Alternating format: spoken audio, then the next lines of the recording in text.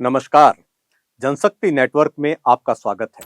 गरीबों को घर देने के वादे और बढ़ते विरोध प्रदर्शन का सच क्या है? आवास योजना के तहत गरीबों को घर देने के वादे और सच्चाई के बीच गहरी खाई नजर आ रही है। भ्रष्टाचार के आरोप, हिंसक घटनाएं और लाभार्थियों की सूची से नाम हटाए जाने के कारण राज्य भर में विरोध प्रदर्शन बढ़ रहे हैं। यह संकट कितना गहरा है और कौन कौन इससे वंचित हो रहा है, इस पर से पर्दा उठाने के लिए हमारे साथ बने रहे।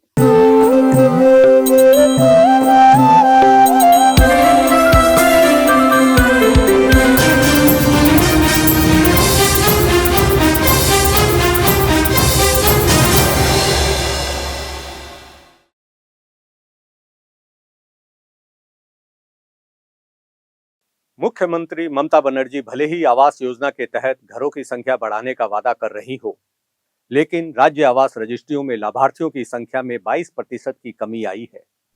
ममता बनर्जी प्रतिश्रुति दिएছিল প্রত্যেকটা মানুষের যারা आवास योजनाর বাড়ি পায়নি। ममता बनर्जी ने वादा किया था कि जिन लोगों को आवास योजना में घर नहीं मिला, जिनके पास मिट्टी का घर या पक्का घर नहीं है, उन सबको घर देंगे। वोट के समय हम हर घर जाके मिट्टी के घर के सामने उन्हें खड़ा करके फ़ोटो खींच के भेजा था और मोबाइल नंबर पे मिस कॉल दिया था। हमने ये कहा था कि आप वोट दीजिए, आपको घर ज़रूर मिलेगा। इस तरह से हमें वोट करवाना पड़ा, लेकिन अब जो लिस्ट आई है उसमें बहुत सारे लोगों के नाम कट गए हैं, लेकिन जिनके पास पक्के 2 मंजिलों वाला घर है उनका नाम लिस्ट में आ गया, और जो सच में पाने के लायक है उनका नाम ही नहीं आया। साथ ही सत्तारूढ़ पार्टी पर भ्रष्टाचार के आरोप तेज हो गए हैं। विभिन्न जिलों में घर से वंचित लोग पंचायत कार्यालयों का घेराव कर, जुलूस निकालकर विरोध प्रदर्शन करते हुए अपने हक के घर की मांग कर रहे हैं। वामपंथी दल सीपीआईएम की अगुवाई में इन प्रदर्शनों का नेतृत्व कर रहे हैं और सत्ताधारी तृणमूल दल पर गरीबों की धनराशि लूटने का आरोप लगा रहे हैं। आवास योजनाয় আপনার নাম ওঠেনি না, অথচ আপনার বাড়ি নেই না, বাড়ি আছে তো ভাঙা। मेरा नाम आवास योजना की सूची में नहीं आया। मेरा घर टूट फूट चुका है और 4 बार आवेदन पत्र जमा करने के बावजूद मुझे नहीं पता कि मुझे घर क्यों नहीं दिया गया।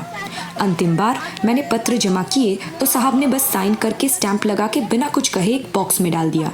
मैं गरीब महिला हूँ, मैं कहाँ जाऊँगी? मुझे कुछ नहीं मिला और अब मुझे फिर से आने जाने के लिए 30 रुपये खर्च करने होंगे। मुर्शिदाबाद के रघुनाथगंज में घटित दुखद घटना ने भ्रष्टाचार के गंभीर आरोपों को उजागर कर दिया है। 60 वर्षीय अताबुर रहमान को स्थानीय टीएमसी नेता मिथुन शेख ने इसलिए पीट पीट कर मार डाला क्योंकि उन्होंने आवास योजना की लाभार्थी सूची में अपना नाम जोड़ने के लिए दी गई रिश्वत वापस मांगी थी। यह घटना 30 नवंबर को मुकरंदपुर गांव रघुनाथगंज ब्लॉक 2 में हुई। गंभीर रूप से घायल रहमान को कोलकाता के एनआरएस अस्पताल रेफर किया गया, जहां 1 दिसंबर को उनकी मौत हो गई। उसी रात पुलिस में शिकायत दर्ज कराई गई।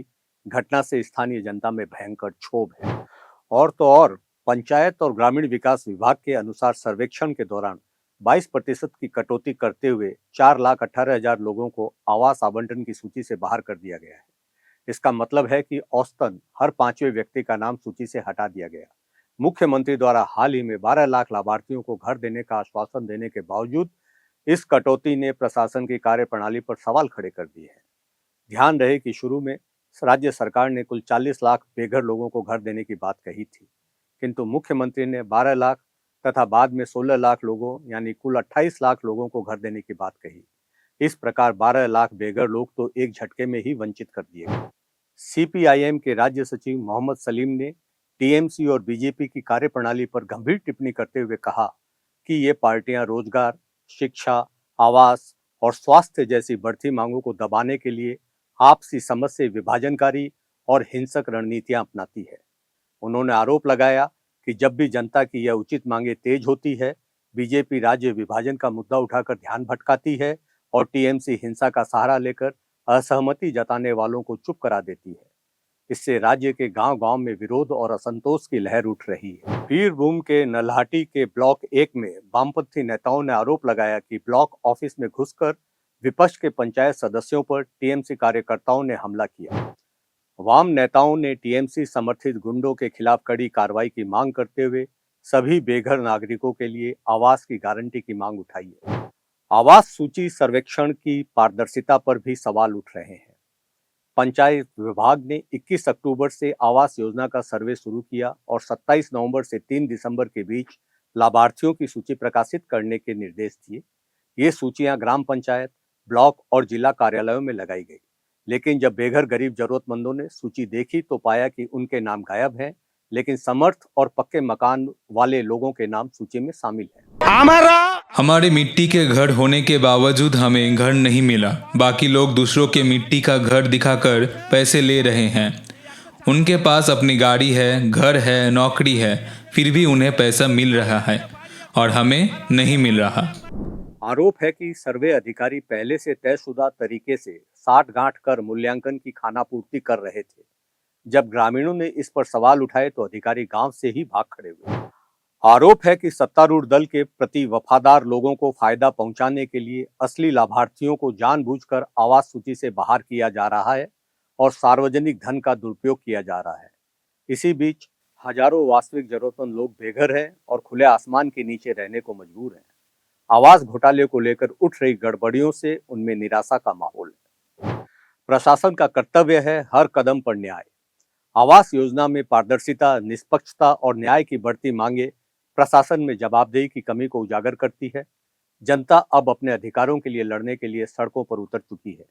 आशा करें कि वंचित बेघर लोगों को न्याय मिलेगा। आप अपने विचार इस मेल पर हमारे साथ साझा कर सकते हैं। फिर मिलेंगे नए मुद्दों के साथ, तब तक के लिए विदा। Don't forget to like, share and subscribe to stay updated with the latest incidents. Hit the bell icon to never miss an update. We will see you next time with more news that matters. Stay informed, stay safe.